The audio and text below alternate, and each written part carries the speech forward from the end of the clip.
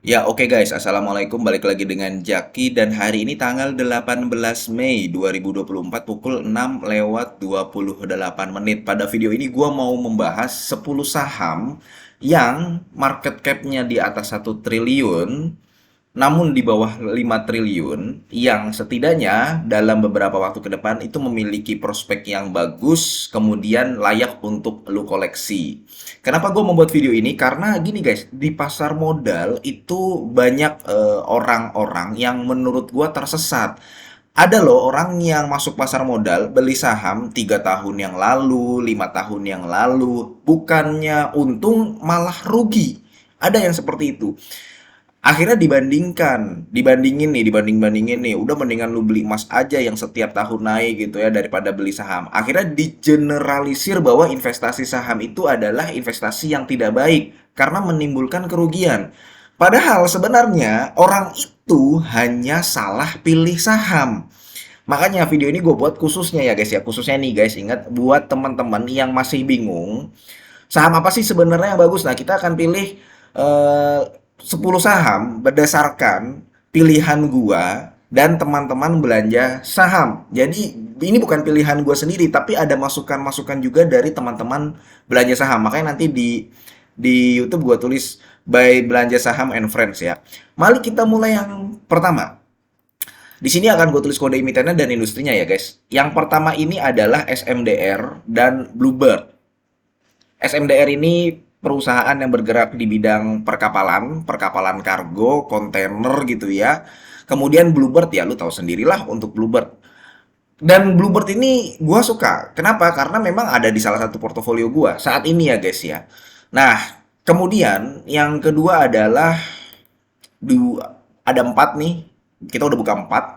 Ada Indonesia Kendaraan Terminal ya, dia bongkar muat di pelabuhan. Saat ini memang pendapatan terbesarnya itu ada yang di Tanjung Priuk di wilayah Jakarta.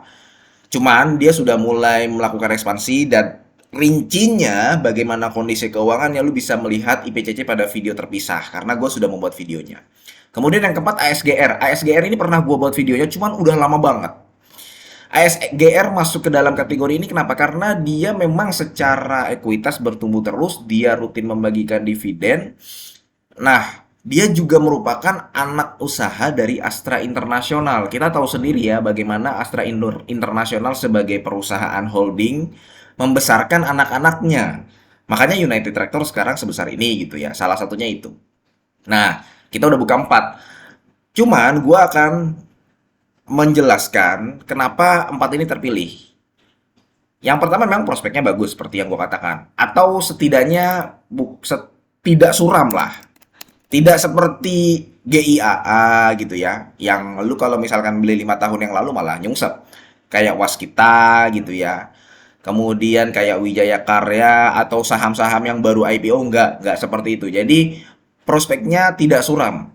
Memang mungkin ada beberapa yang kurang istimewa, tapi setidaknya nggak suram. Kemudian yang kedua, ya, dia harus membagikan dividen. Jadi 4 ini terpilih karena 4 ini rutin membagikan dividen. Kita nggak ngitung dividen yieldnya besar atau kecil, tapi paling tidak perusahaan ini membagikan dividen secara rutin. Itu udah bagus. Kemudian PBV itu maksimal 1,5. Di bawah 5, di bawah 1 lebih bagus. Dan dari keempat ini, empat-empatnya menyandang PBV saat ini di bawah 1, yang mepet-mepet IPCC nih.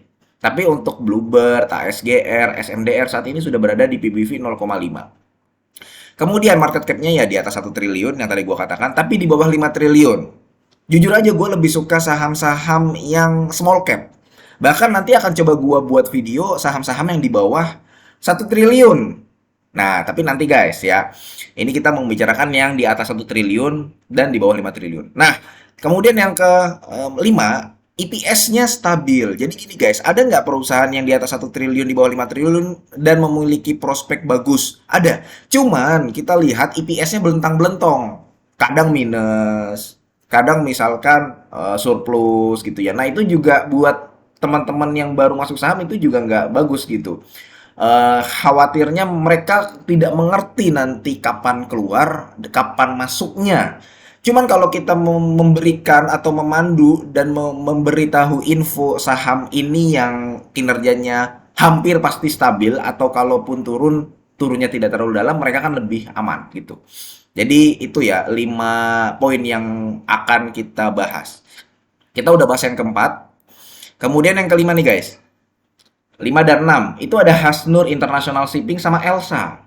Hasnur ini bagian dari grup Hasnur. Hasnur itu grup gede ya, dia ada pengelolaan tambang batu bara, dan Hais ini adalah perusahaan perkapalannya. Dia masih fokus di kapal tongkang dan kapal tunda, dan dia bagian dari grup Hasnur. Kita lihat juga dari valuasinya masih di bawah satu untuk price to book value-nya.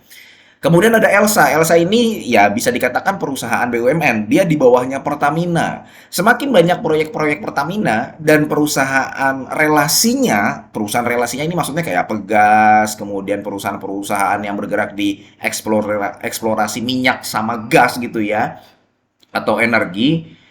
Elsa seharusnya diuntungkan dan dia rutin juga membagikan dividen. Saat ini dia ada di PBV 0,7. Kemudian ada TPMA dan PSSI, ini masih perkapalan, dan TPMA sama PSSI ini bagian sektor yang sama dengan HAIS.